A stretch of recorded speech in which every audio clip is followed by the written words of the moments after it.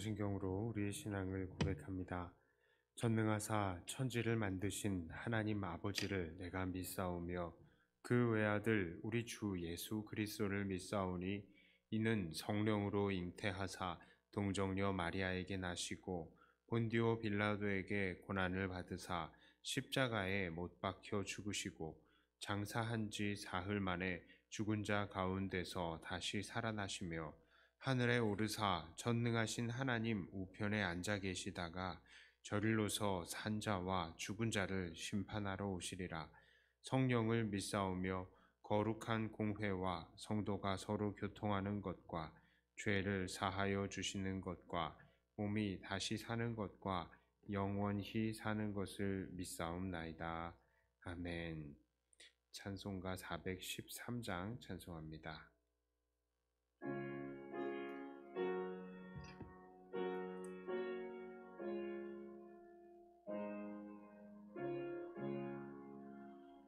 내 평생에 가는 길 순탄하여 늘 잔잔한 강 같든지 큰 풍파로 무섭고 어렵든지 나의 영혼은 늘 편하다. 내 영혼 평안해. 내 영혼 평안해. 저 마귀는 우리를 삼키려고 입 벌리고 달려와도 주 예수는 우리의 대장 되니 끝내 싸워서 이기리라. 내 영혼 평안해. 내 영혼 평안해. 내 짐 죄주 홍빛 같더라도 주 예수께 달래면 그 십자가 피로써 다시 쓰사 힘든 보다 더 정하리라.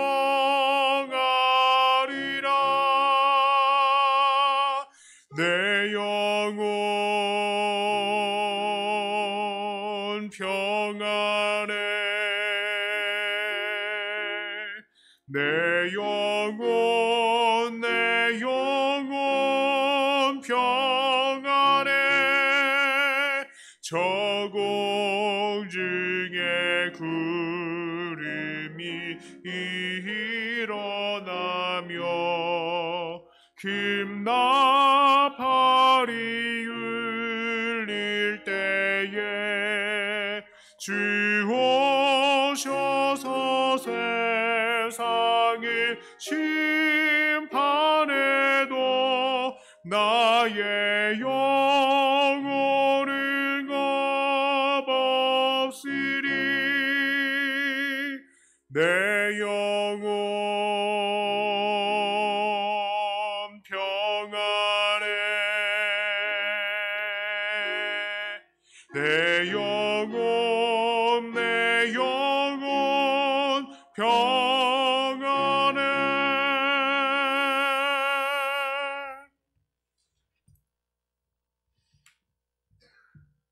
하나님 말씀은 예레미야 9장 23절부터 26절까지의 말씀입니다.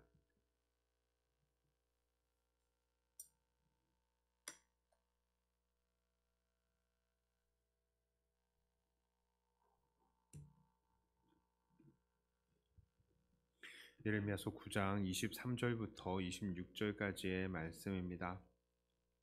여호와께서 이와 같이 말씀하시되 지혜로운 자는 그의 지혜를 자랑하지 말라. 용사는 그의 용맹을 자랑하지 말라. 부자는 그의 부함을 자랑하지 말라.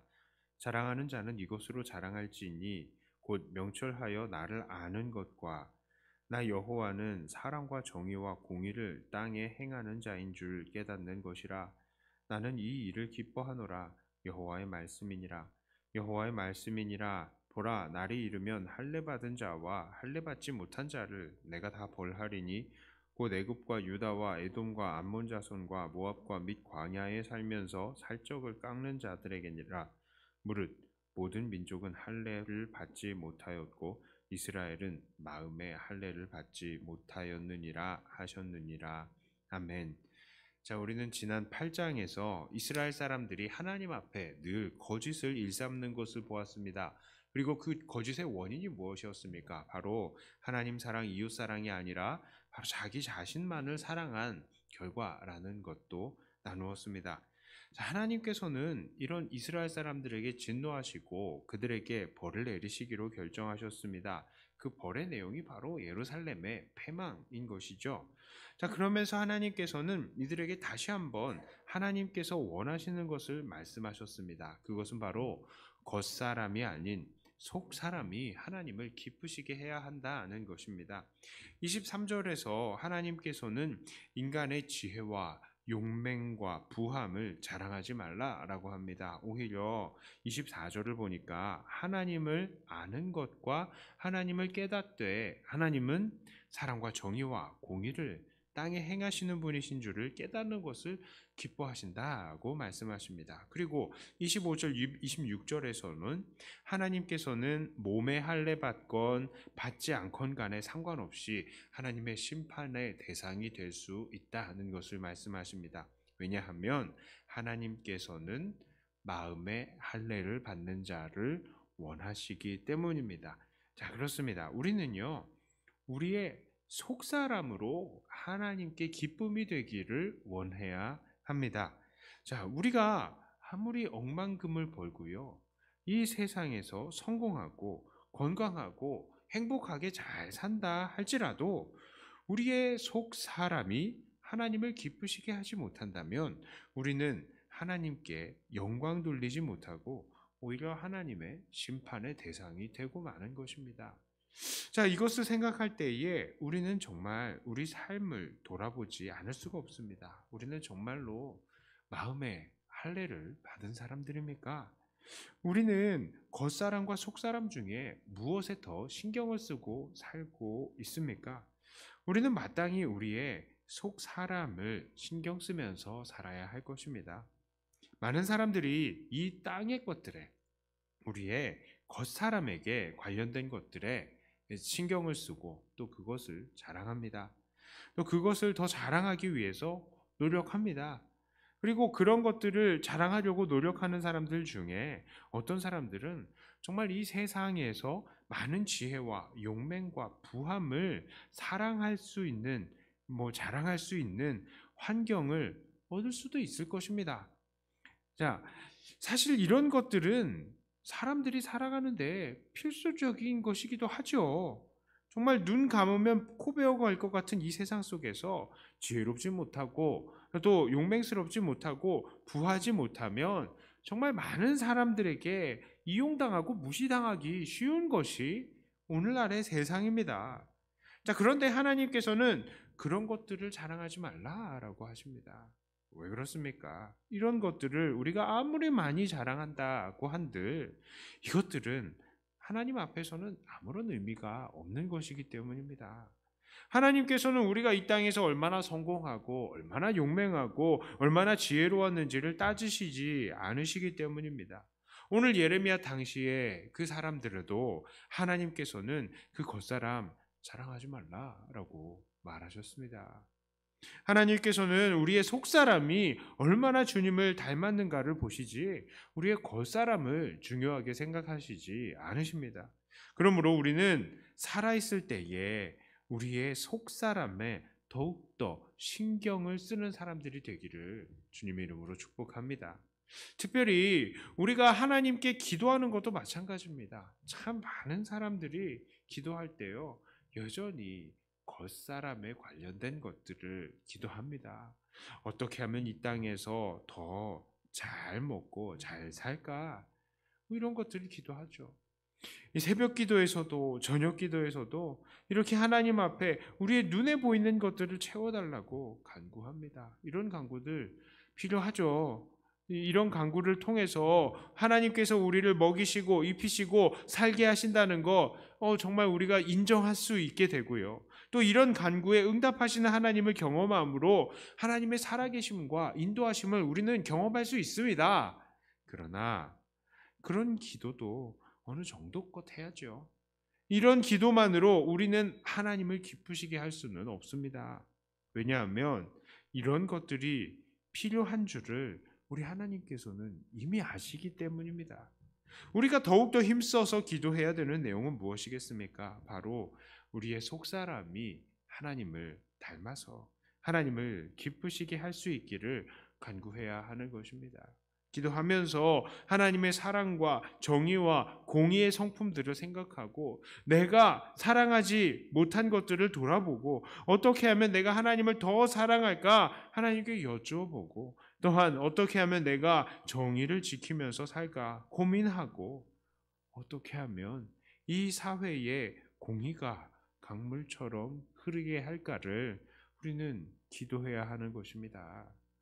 어떤 사람들은 하나님 왜 나를 이렇게 만드셨습니까? 왜 나를 인정해 주시지 않으시는가요? 제가 며칠 전에 수요 기도회 때는 더 권사를 위해서 장로를 위해서 기도해라 했지만 또 이것을 위해서 기도하면서 왜 나를 인정해 주지 않으시나요? 밤낮으로 기도하는 사람들 보았습니다. 그런데 그 사람들 중에 정작 장로 되고 권사 되니까 오히려 하나님께 충성하기보다는 다른 사람들을 자기 마음대로 부리고 결국 그 사람들 때문에 많은 사람들이 교회를 떠나는 모습, 그런 것도 우리는 보았습니다.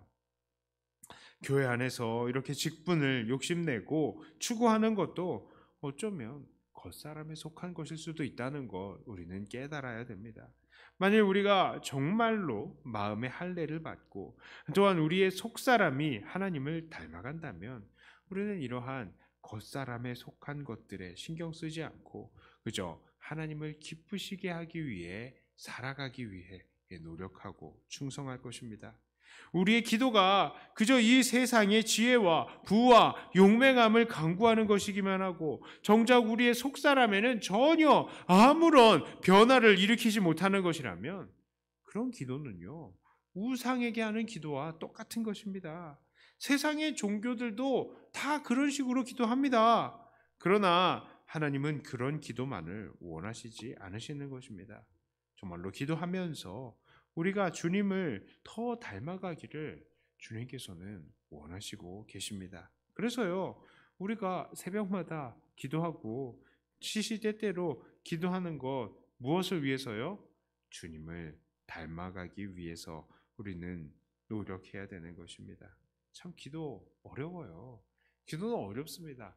기도 처음에는 쉽죠. 내가 구하고 싶은 거 하나님 앞에 그냥 리스트 달달달달달달달 얘기할 때는 너무나 기도가 쉬웠습니다. 그리고 기도하면요, 속이 시원했죠. 그래, 내가 원하는 거 다 말했으니까 시원하다.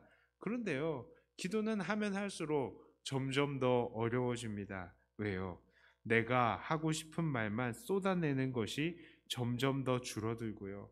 이제는 내 속사람이 하나님을 닮아내기 위해서 계속해서 내 자아를 찢고 복종시켜야 되기 때문에 기도가 점점 더 어려워지는 것입니다.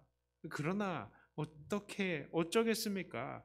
이게 우리가 나아가야 될 길인 것입니다. 기도하면서 더 주님을 생각하고 내 속사람이 주님을 더 닮아가기를 위해서 간구해야 하는 것입니다. 자, 이제 말씀을 종료합니다. 오늘 본문 속에서 하나님은 속사람이 변화받지 않고 그 마음이 할례받지 않았던 이스라엘을 그리고 세상을 심판하실 것을 말씀하셨습니다. 그러므로 우리는 정말로 이 속사람이 할례를 받기를, 이 속사람이 변화받기를, 속사람이 예수님을 닮기를 기도해야 하겠습니다. 오늘 이렇게 기도하면서 주님을 닮기를 노력하시는 저와 여러분들 다 되시기를 주님의 이름으로 축복합니다. 기도합니다. 하나님, 참으로 기도는 어렵습니다. 우리의 죄를 내려놓고 육체의 욕심을 처복종시킨다는 것이 쉬운 일이 아닙니다.